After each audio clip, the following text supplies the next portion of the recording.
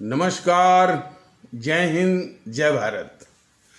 भारतीय अवाम ताकत दल अपने भारतीय भाई बहनों अर्थात अपने देश भारत की जनता अर्थात अपनी भारतीय अवाम से भारतीयता आधारित आपसी श्रद्धा, भारतीयता आधारित आपसी प्रेम, भारतीयता आधारित आपसी स्नेह, भारतीयता आधारित आपसी अखलाक मोहब्बत, भारतीयता आधारित आपसी सहयोग, भारतीयता आधारित आपसी सम्मान, भारतीयता आधारित आपसी भाईचारा, भारतीयता आधारित भारतीय एकता, भारतीयता आधारित आपसी सद्भाव को समझने व उसे आत्मसात करके वैसा ही आचरण एवं व्यवहार करने हेतु और इसके पूरे देश में प्रचार प्रसार करने हेतु और इसकी अहमियत और महत्व को प्रत्येक देशवासी को समझाकर उसे अपनाते हुए वैसा ही आचरण एवं व्यवहार करने हेतु और प्रत्येक देशवासी को अपना ही भारतीय भाई बहन मानकर, समझकर, अपनाकर उनके साथ वैसा ही और उसी अनुसार आचरण एवं व्यवहार करने हेतु सतत, सदैव और हमेशा अदब के साथ, आदर के साथ अर्ज करता है, विनती करता है। कल की एक खबर थी कि हमारे आदरणीय प्रधानमंत्री श्री मोदी जी ने नए संसद भवन का शिलान्यास किया, उसकी नींव रखी। इसके संबंध में भारतीय जनता दल ये कहना चाहता है कि बहुत पहले से हमारे श्री मोदी जी ये जो हमारे देश का आबादी विस्फोट है, इसके विषय में भारतीय जनता दल ने कई बार चर्चा किया है इस YouTube के माध्यम से और इस बीजेपी वालों को, अब मोदी जी को और उनकी सरकार को जरा भी सिकन नहीं है कि आबादी विस्फोट इस देश की सबसे बड़ी समस्या है, कभी भी नहीं कहा। और 2014 के आसपास से ही इस आबादी विस्फोट को समस्या के रूप में न बोल करके इसको इन्होंने डेमोग्राफिक डिविडेंड यानी आबादी का एक लाभांश के रूप में पेश करने की कोशिश की। ये फिर से कहा जा रहा है कि आबादी विस्फोट इस देश भारत की, अपने मुल्क भारत की सबसे बड़ी समस्या है। इस समस्या का एक बार भी जिक्र और उसको लेकर कोई चिंता, माथे पर शिकन बीजेपी वालों के माथे पर नहीं दिखती है। बाकी तो जो जेएनपीसी, वामदल और तो सब इस देश समाज के शत्रु हैं, वो भले कुछ कहें लेकिन वो इसकी बात करते ही नहीं। वो कोई उसमें वोट बैंक दिखते हैं, कोई वो दिखते हैं, वो बात दूसरी है। तो बीजेपी वालों को भी इस बात को लेकर के कोई चिंता, कोई माथे पर शिकन बिल्कुल नहीं दिखती है। और मोदी जी ने इसको डेमोग्राफिक डिविडेंड या आबादी का लाभांश या फायदे के रूप में पेश किया और आज वो अधिक सांसदों के बैठने की जो संसद भवन की नींव रखी है, वो ये मान करके कि आप देश की आबादी विस्फोट पर कोई लगाम के विषय में कुछ करना नहीं है, उस पर लगाम लगाना नहीं है, ज़्यादा आबादी बढ़ेगी और ज़्यादा सांसदों की व्यवस्था करनी है। इस तरह से उन्होंने उस आबादी विस्फोट की समस्या को समाधान करने के बजाय उसके अनुसार वो सांसदों के लिए एक भवन की व्यवस्था कर रहे हैं। अब ये भारतीय जनता दल कह रहा है कि मोदी जी इस आबादी विस्फोट को समस्या मानते हैं कि नहीं मानते हैं। हमारे आदरणीय भारतीय भाई बहनों को याद होगा कि किसी भाषण में जो कि लाल किले से उन्होंने दिया था आबादी नियंत्रण के विषय में, बस उन्होंने एक ही वाक्य बोला था कि जो आबादी या अपना नियंत्रण में सरकार का साथ देगा, या उन्होंने इस प्रकार कहा था कि जो छोटा परिवार रखेगा वो देशभक्ति के कर्तव्य को निभाएगा। इतनी लापरवाही भरा उन्होंने एक वक्तव्य दिया था, वो भी लाल किले से। देखिए इसके विषय में भारतीय जनता दल ने पहले भी कहा है कि चीन का क्षेत्रफल हमारे देश भारत के क्षेत्रफल का 2.5 गुना है और हम चीन के आबादी को छूने जा रहे हैं। अमेरिका का क्षेत्रफल भारत के क्षेत्रफल का 3.5 गुना से भी ज्यादा है। वहां की आबादी 30 या अधिक से 35 करोड़ है। तो जाहिर सी बात है कि सुख कहां होगा। आखिर इतनी आबादी लेकर के, इतनी विस्फोटक आबादी लेकर के हम किस ओर जा रहे हैं। आने वाली हमारी पीढ़ियों को, हमारे बच्चों को, हमारी नस्लों को जमीन नहीं मिलेगी रहने के लिए, पानी नहीं मिलेगा पीने के लिए, हवा नहीं मिलेगी सांस लेने के लिए, और रोजगार और रोटी तो बहुत दूर की कौड़ी। इसको लेकर के बीजेपी समेत किसी के माथे पर शिकन नहीं है। और मान लीजिए हो हल्ला किया भी जाए तो बीजेपी वाले शुरू कर देंगे इस्लाम आस्था वाले भारतीय भाई बहनों पर निशाना साधते हुए। फिर उनका वो नारा कि 10 बीबी 40 बच्चे, पता नहीं क्या क्या सब बुरा करते हैं। देखिए इस विषय में आबादी का विस्फोट जो है, देखिए ये बात जरूर है कि जो 10 वर्षीय जो गणना हुई है उसमें अनुपातिक ढंग से हमारे इस्लाम आस्था वाले भारतीय भाई बहनों के समाज में वृद्धि दर ज्यादा रही है। इस बात से वो इनकार नहीं किया जा सकता है। और मिजोरम जैसे प्रदेशों में तो बहुत तेजी से वो शूट अप किया है, जो कि आदिवासी क्षेत्र है वहां पर। आप कभी बिहार जाने वाली जो ट्रेनें हैं जो कि आनंद विहार से निकलती हैं, उस पर उसका नज़ारा देखिए। हमारे बिहार के जो मजदूर भारतीय भाई बहन हैं या बच्चे हैं, कोई 21-22 साल का लड़का होगा और वो शादी किया होगा 18-19 साल के लड़की से, और उसके ही 3 बच्चे आपको दिखेंगे। और हर एक साल ये नज़ारा अक्सर दिखता है।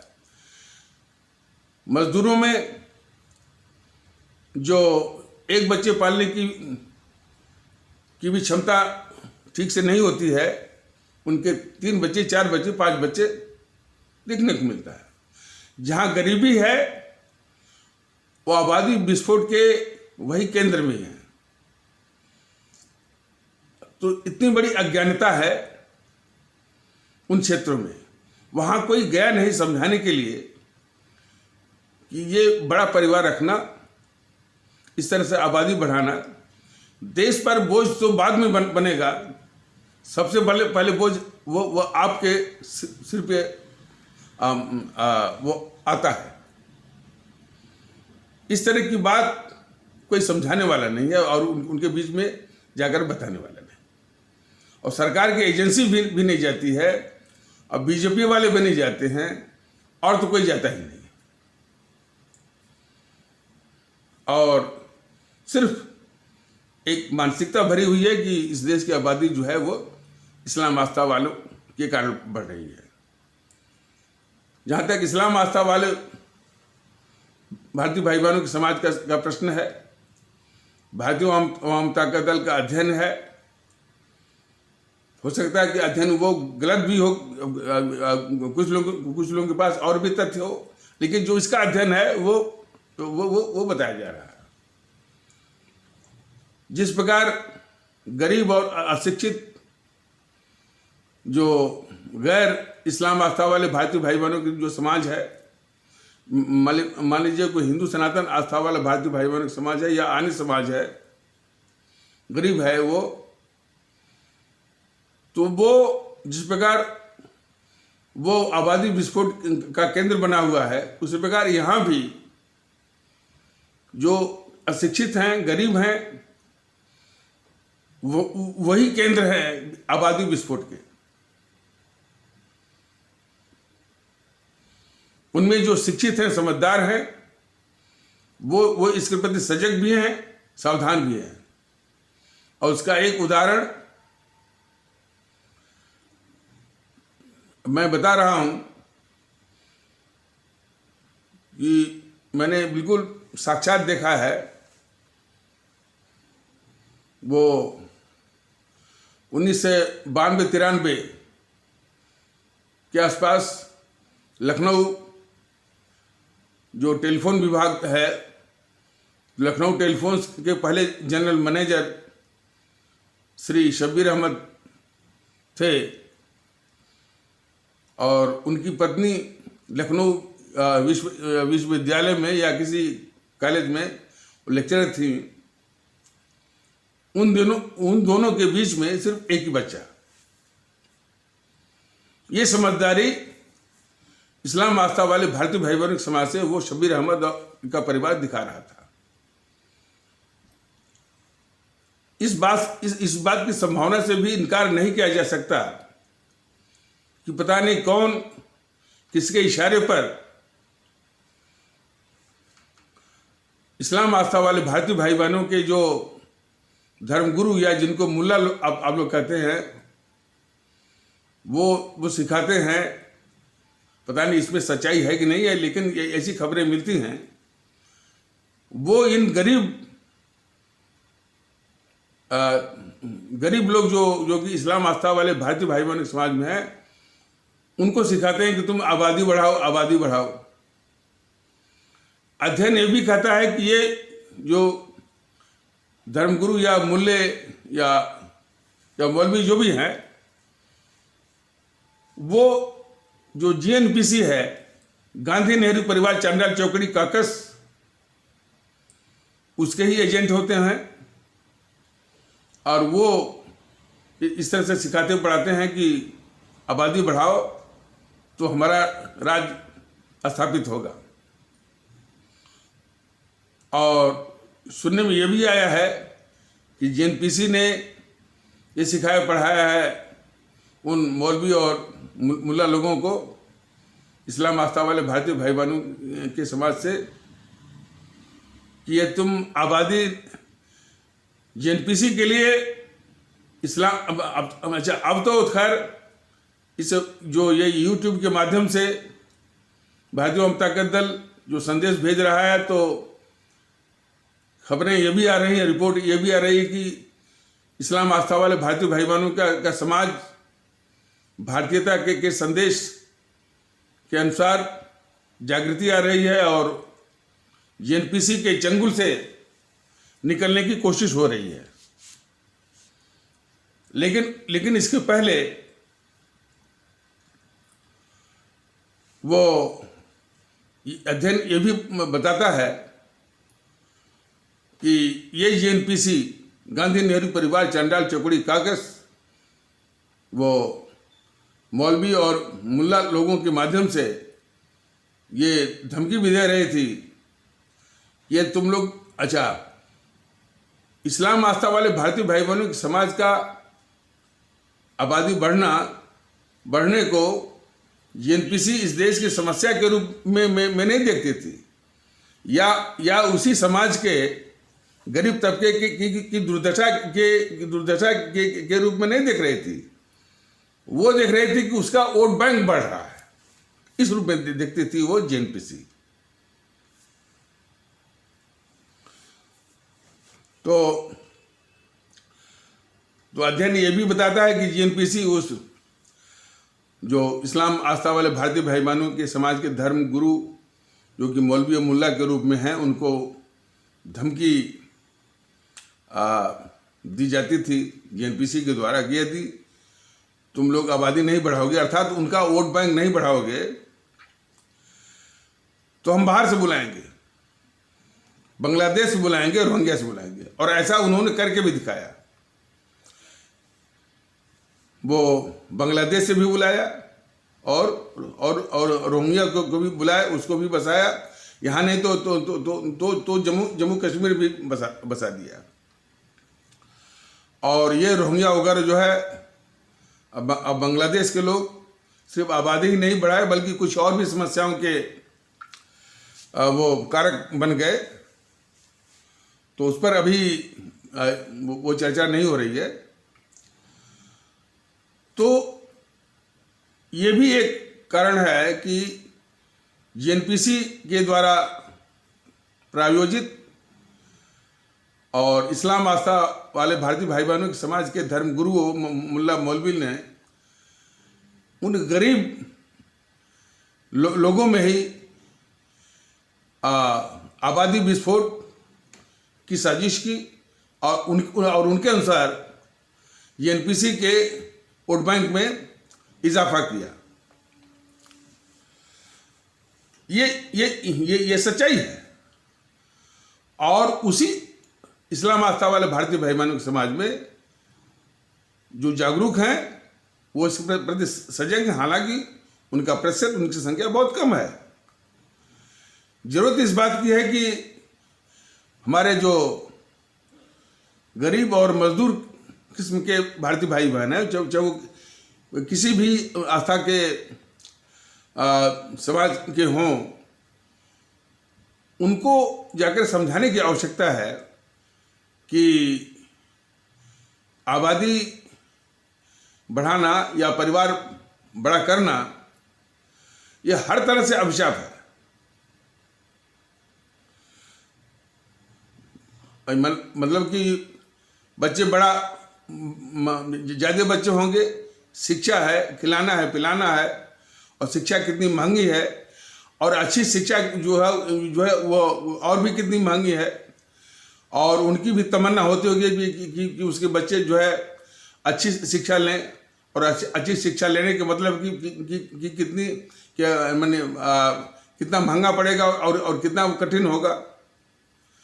तो यदि ये उनको समझाया जाए तो इस समस्या का समाधान निकल सकता है। और तमाम इस तरह के उपाय जो है, जो सरकार द्वारा चलाए गए वो जो स्वास्थ्य केंद्र होते हैं, वहाँ पर तमाम वो इस तरह के उपाय सब मिलते हैं, मैकेनिकल और केमिकल जो भी है मिलते हैं वो अपन।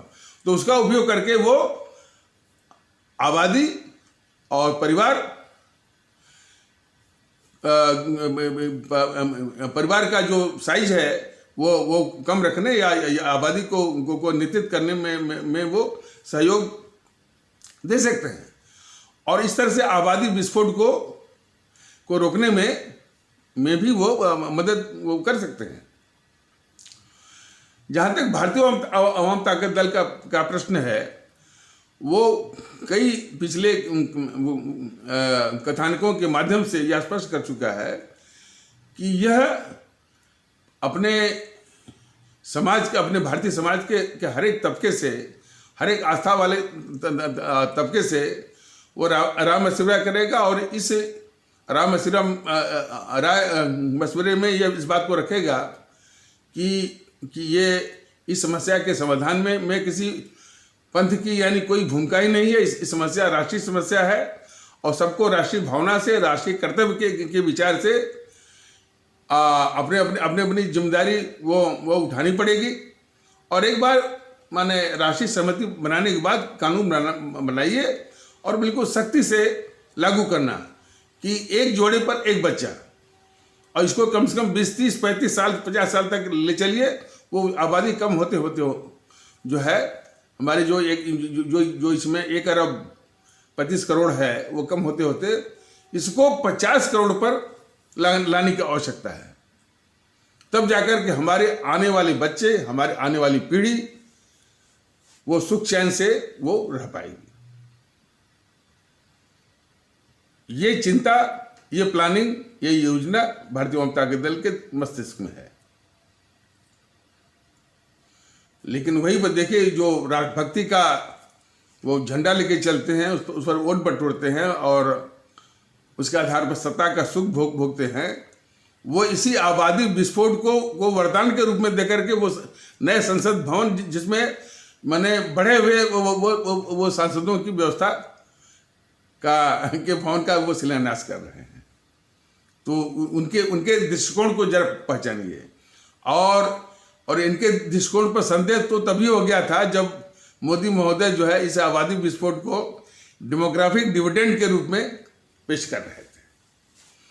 तो ये राष्ट्रवादी जो है कितने राष्ट्र के खिलाफ कितने घातक हैं, इसको समझने की आवश्यकता है। राष्ट्रीय विषय भ्रष्टाचार पर एक शब्द नहीं। भ्रष्टाचार जो है वो डिजिटल पेमेंट के हवाले इन्होंने कर दिया है कि एक इलेक्ट्रॉनिक व्यवस्था कर दिया, इसी से वो भ्रष्टाचार को दूर कर देंगे। शिक्षा कितनी महंगी हो गई है और उसका व्यवसायीकरण जो है कितना बड़ा कैंसर है जो है इसका शिक्षा जगत का, एक शब्द नहीं।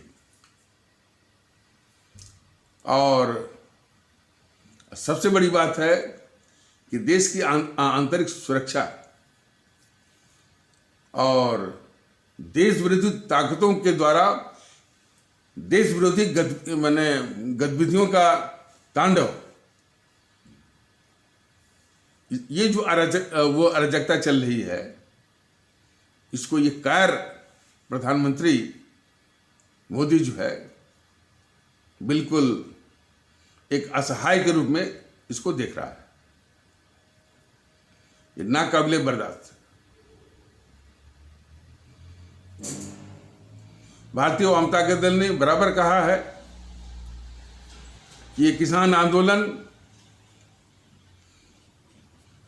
बस मुखौटा भर रह गया है। श्री मोदी जी ने भी जब वो सीए पर हिंसा हुई थी तो क्या बोले थे कि ये संजोग नहीं बल्कि ये प्रयोग है।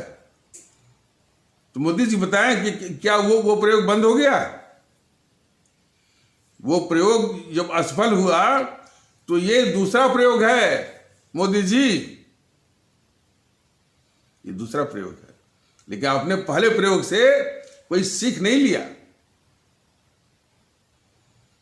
कोई सीख आपने नहीं लिया। देश विरोधी ताकतों के विषय में भारतीय जनता दल बराबर कह रहा है। ये बहाना बीजेपी के लोग कह सकते हैं कि भाई ये भारतीय जनता दल कौन पार्टी है, क्या बोलती है। अब इस प्रकार तो 3000 पार्टियां रजिस्टर्ड हैं, हम किस किस की बात सुने। ऐसा नहीं है। इसके वीडियो को काफी लोग देखते भी हैं। अब बीजेपी के लोग अवश्य देखते हैं और बीजेपी को कुछ ज्यादा जो बीजेपी माने राष्ट्रभक्ति की बात करती है, भारतीय जनता दल बराबर सचेत करता है कि वो जो राष्ट्रभक्ति वो पेश करना चाहती है, जो वो भारतीयता पेश करना चाहती है, जो है राष्ट्रवाद पेश करना चाहती है, वो राष्ट्र के लिए बहुत घातक है।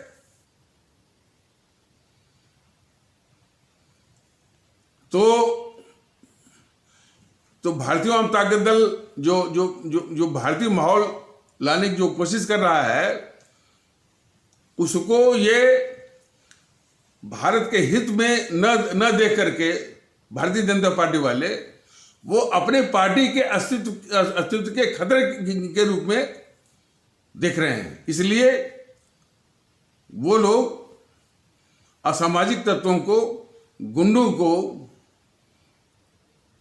सिखा पढ़ा करके हमारे भारतीय जनता दल के पदाधिकारियों को डराने धमकाने और यहाँ तक कि अपशब्द और गालियों के द्वारा,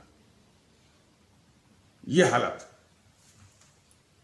तो यदि वो बीजेपी ये तर्क देख भाई कि ये भारतीय जनता दल कौन है और कहाँ तक हम किसका ख्याल रखें, कहाँ तक हम किसका वीडियो देखें, ये तर्क नहीं चलेगा।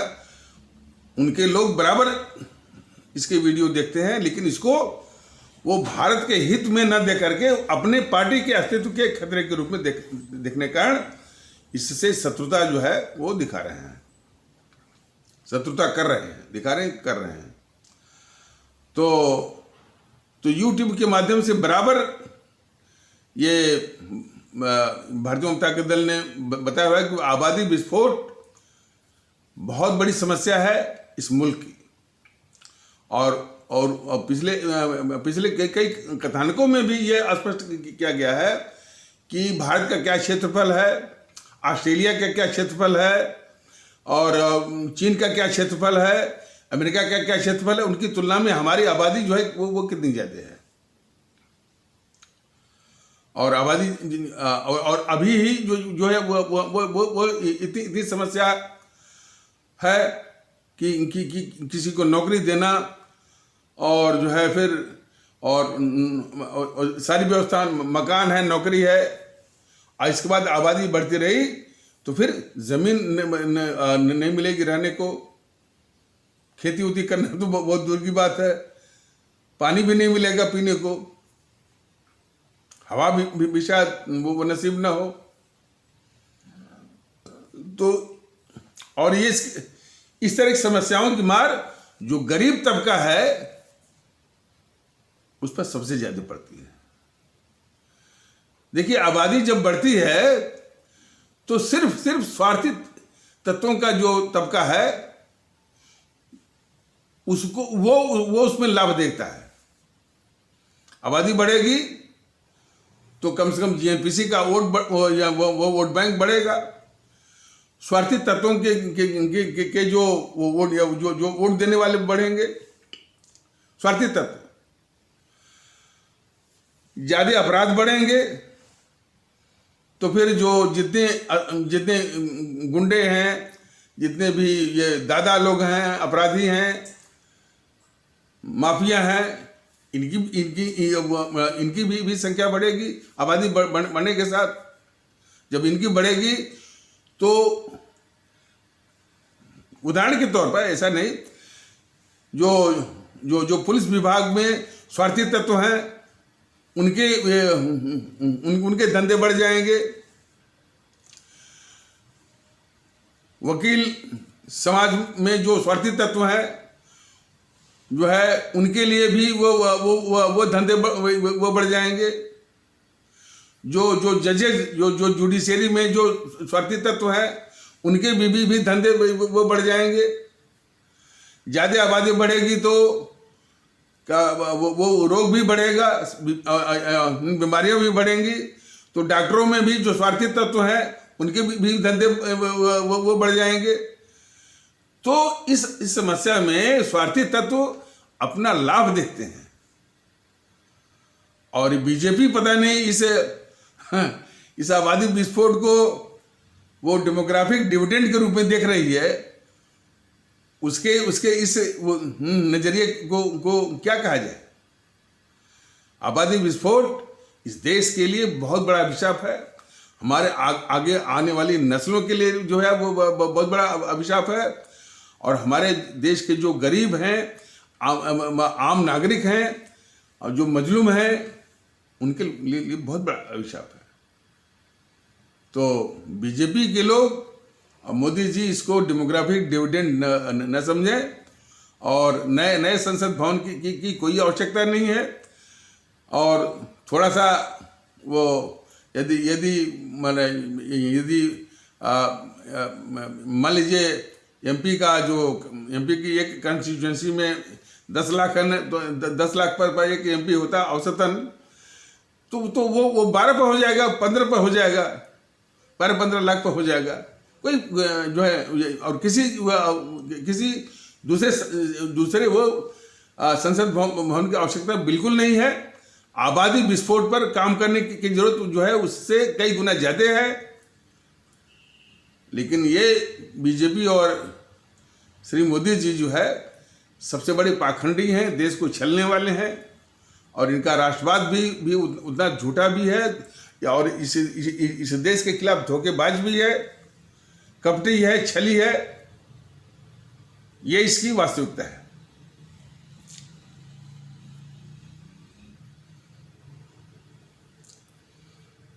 तो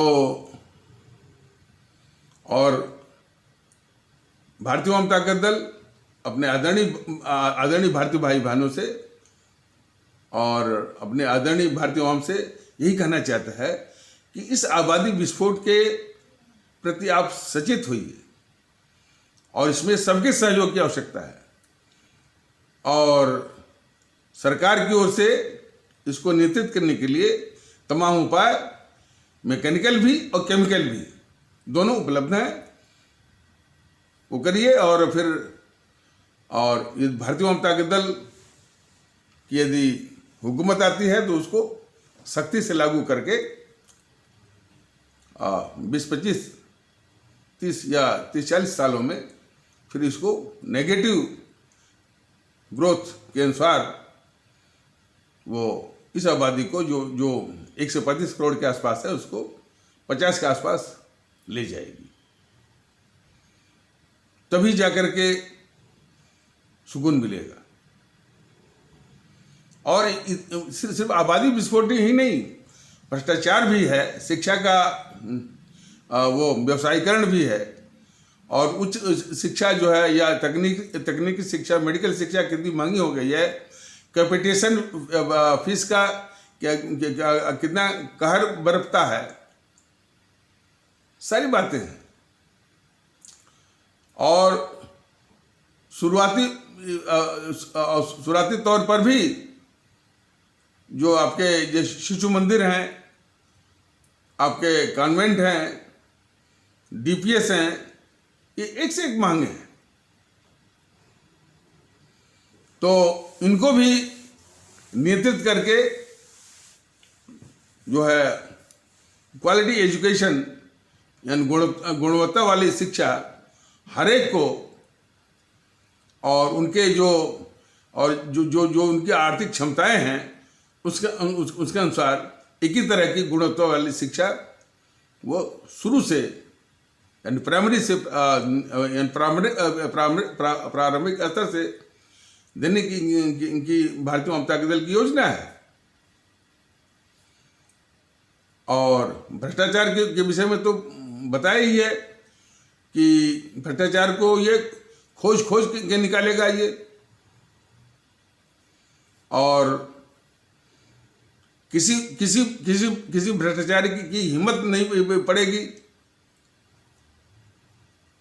यानी वो शक्ति का माहौल, अनुशासन का माहौल, हमारे आदरणीय राष्ट्रभक्त शिरोमणि नेताजी सुभाष चंद्र बोस का जो शक्ति और अनुशासन का जो मॉडल है, जो उनकी शैली है, उसी से प्रेरणा लेकर के, उसी से आशीर्वाद लेकर के, और हमारे आदरणीय जो प्रशासक रहे हैं, कुशल प्रशासक आदरणीय सम्राट औरंगजेब, उनसे भी प्रेरणा लेकर के शक्ति अनुशासन के आधार पर बिल्कुल प्रणाली को, शासन प्रशासन को निष्पक्ष, प्रभावी, चुस्त दुरुस्त और भ्रष्टाचार मुक्त, किसी भी आपराधिक वृत्ति का, प्रवृत्ति का, और भ्रष्टाचारी कर्मचारी हो, अधिकारी हो, नेता हो, मंत्री हो, उसकी हिम्मत नहीं पड़ेगी।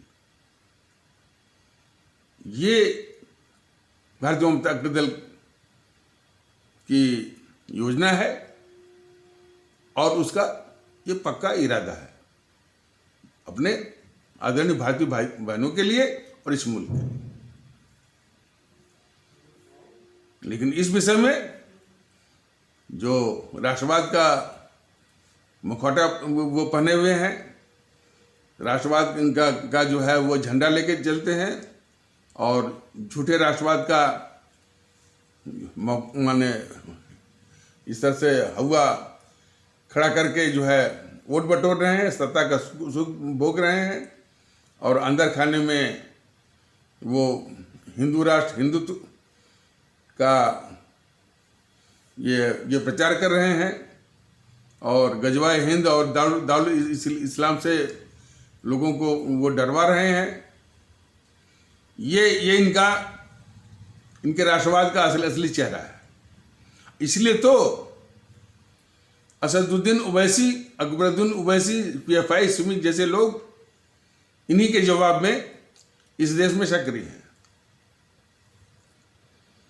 किसान आंदोलन में तरह तरह की बातें, किसान आंदोलन के विषय में भारतीय जनता दल ने एक हफ्ते पहले ही बता दिया था कि ये किसान आंदोलन सिर्फ मुखौटा भर है कि ये किसान आंदोलन है। यह देश विरोधी ताकतों की भारत के खिलाफ साजिश का एक जमावड़ा है, और खालिस्तानियों की। अब तो सुनने में आया कि ये शर्जील अहमद और वो उमर खालिद की फोटो लेकर के वो तख्ती लेकर के वो जुलूस निकाला जा रहा है उन्हीं किसान संगठनों में। इसके पहले आपने देखा होगा कि अमेरिका में प्रदर्शन, कनाडा में वो प्रदर्शन खालिस्तानी के नाम पर, और कैसे कैसे वक्तव्य दिए कि हमने वो इंदिरा को ठोक दिया, और मोदी की क्या विसात है। तो तमाम इस तरह की बातें, और जो है उनके जो चमचे किस्म के हैं, बस वो GNPC के चमचे वो करें कि इस खालिस्तान ने, इसे किसान आंदोलन को बदनाम किया जा रहा है। उसमें एक जो है वो एक चमचा है वो सौरभ द्विवेदी, जो कि ललन टॉप चलाता है। उसमें देश विरोधी तत्वों का जमावड़ा तो है ही, सिर्फ मुखौटा भरा है कि वो किसान आंदोलन है। लेकिन सौरभ द्विवेदी जैसे लोग भी लग गए हैं कि ये दिखाने की कोशिश कर रहे हैं कि इसमें देश विरोधी, भारत विरोधी तत्व इसमें नहीं है, लोग इसको बदनाम कर रहे हैं। तो खैर ये बातें जो है ललन टॉप के सौरभ द्विवेदी हूँ, चाहे मैं हूँ, मैं जो बता रहा हूँ, इससे उतना लाभ नहीं होने वाला है। जिसको कार्रवाई करनी है, मोदी जी और उनकी सरकार, जब CAA पर इतनी बड़ी हिंसा हुई, मोदी जी ने कहा कि यह संयोग नहीं प्रयोग है, तो चूंकि उस प्रयोग में उतनी कामयाबी इन सबों को नहीं मिली, तो ये दूसरा प्रयोग है मोदी जी, क्यों नहीं समझते आप? और पहले प्रयोग में जब असफल हुए तो आपने क्या किया? भारतीय जनता दल कहता रह गया, और भारतीय जनता दल के वीडियो को बीजेपी वाले देखते हैं, ये सत्य है, और वो खबरें पहुंचती भी होंगी, मोदी जी निश्चित आपके पास पहुंचती होंगी। उसमें कहा था कि कम से कम शुरुआत यहाँ से करिए कि राहुल, प्रियंका और वे सोनिया का नार्को टेस्ट, पॉलीग्राफ टेस्ट और साइको टेस्ट करा करके, ताकि इनके मन में कि मंसूबे कितने खतरनाक है भारत के खिलाफ, वह देश के सामने इनको बेनकाब करके एक ही कार्टून में पैक करके इटली भेजिए आप। और दूसरा कार्टून जो है वो तैयार करवाइए सीताराम येचुरी, डी राजा और कन्हैया कुमार का भी वही पॉलीग्राफ टेस्ट, नार्को टेस्ट और साइको टेस्ट करा करके, ताकि इनके भी जो खतरनाक मंसूबे हैं भारत के खिलाफ, उसको लेकर के इनको बेनकाब करने के बाद एक ही कार्टून में पैक करके इनको बीजिंग, जो चीन की राजधानी है, वहाँ भेज दीजिए, शुरुआत करिए। लेकिन आपको कुछ करना होना है नहीं मोदी जी, आप सिर्फ जो है कुल मिलाकर बस ये जो है ताहिर हुसैन अमानतुल्लाह। अरे भाई, ताहिर हुसैन अमानतुल्लाह का आका कौन है? केजरीवाल, जो गद्दार केजरीवाल। तो गद्दार केजरीवाल कोई भी देशभक्त किस्म का माने प्रधानमंत्री होता, ये कब का जो है ये कब का इस केजरीवाल सरकार को बर्खास्त कर दिया होता, इसको बाहर कर दिया होता। लेकिन नहीं, आप इस गद्दार केजरीवाल को आप अपनी गोद में बिठाने पाल रहे हैं इसको आप। और उसी प्रकार राहुल, प्रियंका, सोनिया को भी आप गोद में बिठाकर आप पाल रहे हैं। इन कम्युनिस्टों के लिए पाल रहे हैं।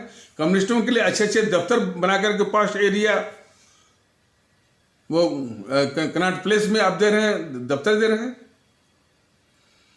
तो कितनी धोखेबाजी आप कर रहे हैं मोदी जी इस मुल्क के खिलाफ। यही चीज हमारे सभी आदरणीय भारतीय भाई बहनों को देखने की आवश्यकता है कि आपका राष्ट्रवाद कितना छली है, कपटी है, धोखेबाज वाला है। इसलिए आप कुल मिलाकर के इन बातों को ध्यान में रखते हुए बहुत बड़े गद्दार हैं आप इस देश के, बहुत बड़े गद्दार।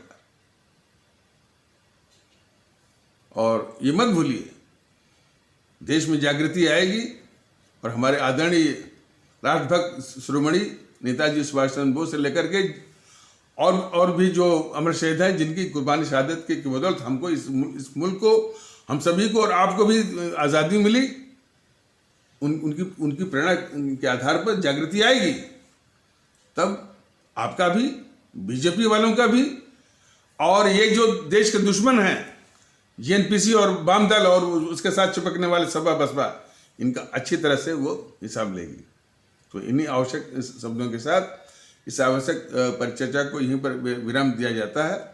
तब तक के लिए नमस्कार, जय हिंद, जय भारत।